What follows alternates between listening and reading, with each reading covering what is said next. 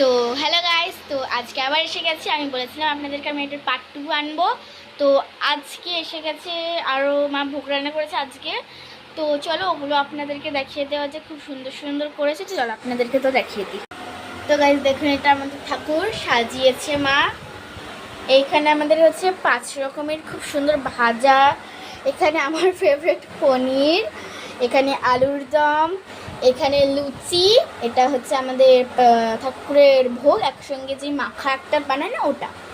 আর এখানে হচ্ছে আমাদের ওই পাঁপড়, এখানে পায়েস, এখানে চাটনি, আর এখানে হচ্ছে মেন জিনিস পোলাও। আর এখানে আমাদের আর কিছু প্রসাদ দিয়েছে।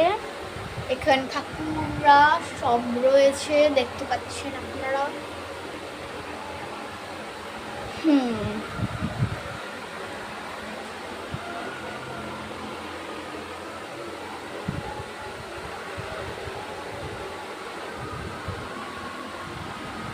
তো